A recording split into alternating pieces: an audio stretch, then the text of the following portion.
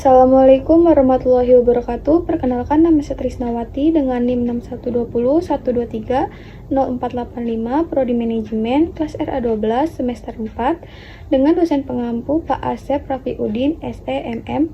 Video ini dibuat untuk memenuhi syarat penilaian ujian akhir semester atau UAS mata kuliah perilaku keorganisasian. Dan di sini saya akan membahas topik yaitu komunikasi efektif dalam organisasi. Baik, di sini saya akan menjelaskan definisi komunikasi efektif dalam organisasi.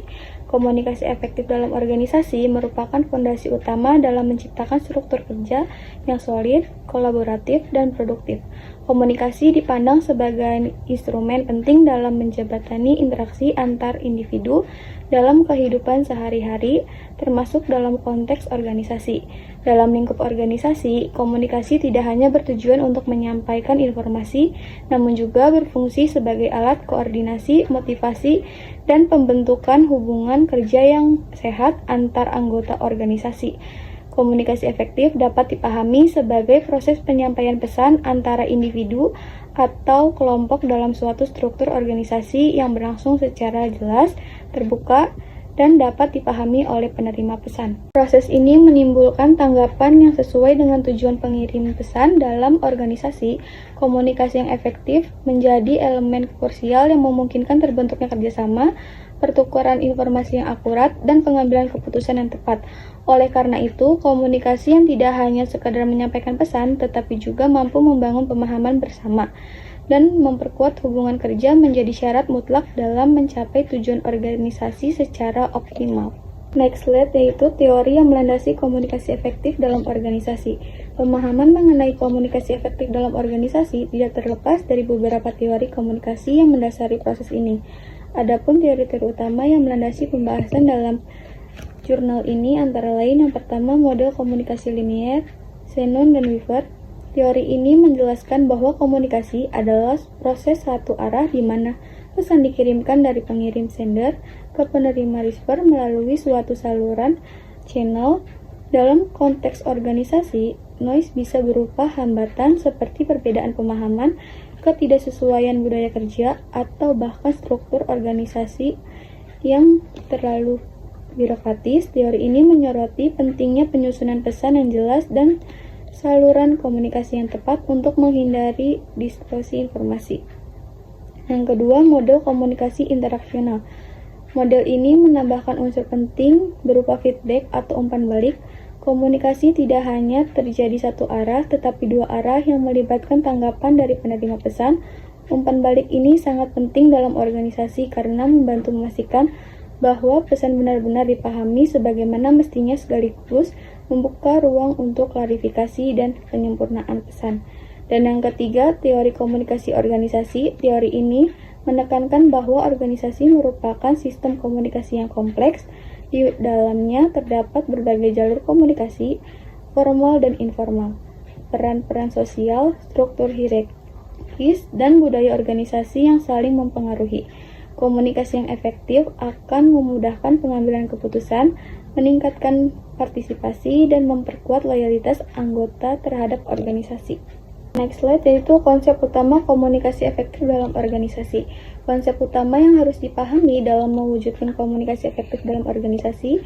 Konsep-konsep tersebut mencangkup yaitu yang pertama, dimensi komunikasi formal. Dalam organisasi dikenalnya ada 3 dimensi komunikasi formal, yaitu dimensi vertikal, komunikasi yang berlangsung dari atas ke bawah dan sebaliknya. Contohnya seperti instruksi dari pimpinan kepada staf atau laporan dari bawahan ke atas. Dimensi ini mencerminkan struktur hierarki dalam organisasi. Yang kedua, dimensi horizontal, komunikasi antara pihak-pihak yang memiliki kedudukan sejajar dalam organisasi, misalnya antara sesama kepala bagian atau antara tim kerja. Tujuannya adalah koordinasi, sinkronisasi tugas, dan kerjasama lintas unit. Dan yang ketiga, dimensi eksternal, komunikasi antara organisasi dengan pihak luar seperti pelanggan, mitra bisnis, pemerintah, atau masyarakat umum. Komunikasi ini penting untuk menjaga reputasi, menjalin kerjasama, dan memenuhi ekspektasi eksternal terhadap organisasi. Oke, next yaitu ada Yang kedua, komponen-komponen komunikasi efektif. Komunikasi efektif memerlukan komponen-komponen penting diantaranya, yaitu ada encoding atau pengkodean, proses menyusun pesan dalam format yang bisa dipahami penerima.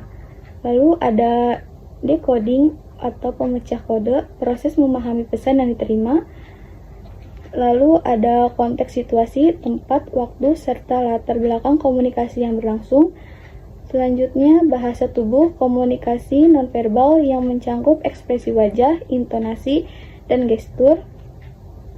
Selanjutnya, hambatan atau noise, faktor yang mengganggu komunikasi bisa berupa gangguan fisik, psikologis, maupun kultural. Lalu ada pikiran terbuka dan empati, ketersediaan untuk menerima pandangan orang lain dan memahami perasaannya. Lalu selanjutnya ada active listening, kemampuan mendengarkan secara aktif dan responsif. Dan yang terakhir ada refleksi, mengulang atau merangkum pesan untuk memastikan pemahaman. Yang ketiga, tujuan dan fungsi komunikasi efektif. Tujuan utama komunikasi dalam organisasi adalah untuk memberikan pemahaman terhadap suatu informasi, mendorong tindakan atau perilaku yang diharapkan, dan membujuk atau mempengaruhi orang lain agar mendukung pendapat atau kebijakan tertentu. Komunikasi yang efektif akan mendukung pengambilan keputusan, membangun hubungan interpersonal yang sehat, serta menciptakan iklim kerja yang kondusif dan kolaboratif. Dan yang keempat, ada faktor pendukung komunikasi efektif. Beberapa faktor kunci mempengaruhi keberhasilan komunikasi dalam organisasi meliputi keterbukaan, kejujuran, dan transparansi dalam menyampaikan informasi. Lalu ada empati, kemampuan memahami perspektif dan emosi orang lain. Lalu ada sikap mendukung dan positif, membangun lingkungan yang nyaman untuk berbagi ide.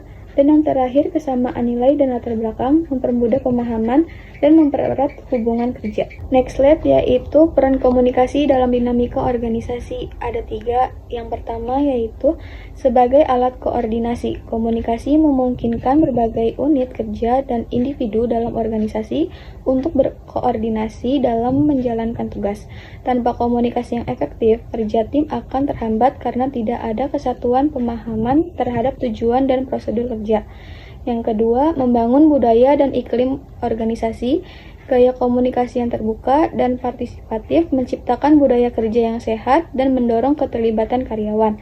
Menurut Gotthaber 1993, komunikasi membentuk dan mencerminkan nilai-nilai bersama dalam organisasi. Dan yang ketiga, meningkatkan adaptasi terhadap perubahan. Komunikasi berperan penting dalam mengelola perubahan.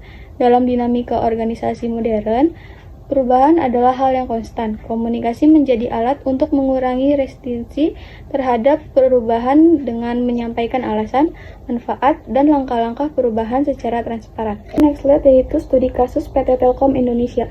PT Telkom Indonesia sebagai perusahaan BUMN di bidang teknologi informasi dan komunikasi menghadapi tantangan besar saat meluncurkan program Customer Experience Management atau CMM untuk meningkatkan kepuasan pelanggan. Transformasi ini tidak hanya mengubah teknologi layanan, tetapi juga mengharuskan semua lini internal untuk memahami pendekatan baru terhadap pelanggan, termasuk cara berkomunikasi, koordinasi lintas divisi, dan penanganan keluhan secara real-time. Salah satu inisiatif kunci adalah penguatan komunikasi lintas departemen melalui platform digital terintegrasi bernama Enterprise Collaboration System atau ECS, di mana tim layanan pelanggan dapat berkomunikasi langsung dengan teknisi di lapangan tanpa melalui birokrasi berlapis. Sebagai contoh, saat terjadi gangguan layanan internet massal di Jakarta Selatan, tim CS dapat langsung memadai tim teknisi melalui sistem ECS dengan data lokasi, jenis gangguan, dan estimasi dampak. Hasilnya, waktu tanggap penanganan turun drastis dari rata-rata 12 jam menjadi 4 jam. Di samping itu, komunikasi dua arah juga dibangun melalui forum internal daring bernama Telkom Digital Forum, tempat karyawan bisa memberikan masukan terhadap kebijakan perusahaan atau menyampaikan inovasi kecil untuk efisiensi kerja. Salah satu inovasi yang lahir dari komunikasi terbuka ini adalah auto-tagging complaint system, yaitu sistem otomatis pelabelan jenis keluhan pelanggan berdasarkan kata kunci yang mempercepat distribusi penanganan ke unit terkait. Next slide yaitu analisis dan hubungan dengan teori.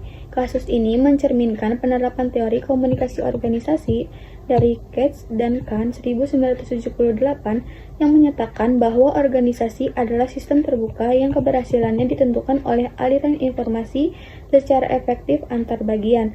Sistem ECS dan forum daring menjadi instrumen penting dalam menjaga aliran informasi tersebut tetap lancar dan adaptif terhadap perubahan lingkungan. Selain itu, komunikasi dalam kasus ini juga sesuai dengan model transaksional komunikasi Berlun 2008 yang menekankan bahwa komunikasi bukan hanya proses linier satu arah, melainkan interaksi dinamis yang saling memengaruhi antara pengirim dan penerima pesan. Dalam sistem Telkom, CS bukan hanya menyampaikan keluhan teknisi, tapi juga menerima umpan balik secara langsung, menciptakan komunikasi yang bersifat simultan dan relatif. Penting pula mencermati bagaimana komunikasi internal yang terbuka dapat membentuk iklim komunikasi organisasi yang sehat, sebagaimana dikemukakan oleh Pace dan Fowles 2005. Iklim ini mendukung partisipasi, inovasi, dan memperkuat loyalitas karena karyawan merasa suara mereka dihargai dan berkontribusi terhadap perubahan. Kesimpulan, komunikasi efektif dalam organisasi merupakan fondasi utama yang menentukan sejauh mana suatu organisasi dapat berfungsi secara harmonis dan produktif. Melalui komunikasi yang jelas, terbuka, dan saling memahami, anggota organisasi dapat membangun kepercayaan, mengurangi konflik, serta mempercepat pengambilan keputusan. Komunikasi tidak hanya berperan sebagai alat penyampaian informasi, tetapi juga sebagai jembatan untuk menyatukan perbedaan pandangan, membangun budaya kerja kolaboratif, dan menjaga arah tujuan organisasi tetap konsisten. Pesan penting dari pembahasan ini adalah bahwa komunikasi yang efektif bukan sekedar tentang kemampuan berbicara atau menulis, tetapi juga melibatkan keterampilan mendengarkan, empati, serta kepekaan terhadap konteks dan hubungan antar individu. Organisasi yang mampu menciptakan iklim komunikasi yang sehat akan lebih adaptif terhadap perubahan, lebih tangguh menghadapi tantangan, dan memiliki kinerja yang lebih optimal dalam jangka panjang. Di sini saya akan menyampaikan referensi yang saya ambil, yaitu Safitri B. dan Mujahid NS 2024, Komunikasi Efektif dalam Organisasi, Cendekia Inovatif dan Berbudaya, Jurnal Ilmu Sosial dan Humaniora. Lalu ada Berlun Desi 2008, A Transactional Model of Communication in Communication Theory. Lalu ada Case D dan Kahn RL 1978, The Social Psychology of Organization, 228 Wiley. Lalu ada SRW dan Wells DF 2005, Komunikasi Organisasi, Strategi Meningkatkan Kinerja Perusahaan, Jakarta Remaja Rosda Karya. Lalu ada Santoso W 2021, Transformasi Digital PT Telkom, Informasi dalam Layanan Pelanggan, Jurnal Teknologi dan Manajemen Informasi.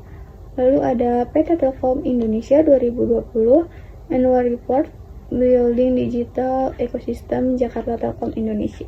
Itu saja yang dapat saya sampaikan. Mohon maaf bila ada kekurangan atau kesalahan kata. Semoga bermanfaat bagi yang menonton. Terima kasih. Wassalamualaikum warahmatullahi wabarakatuh.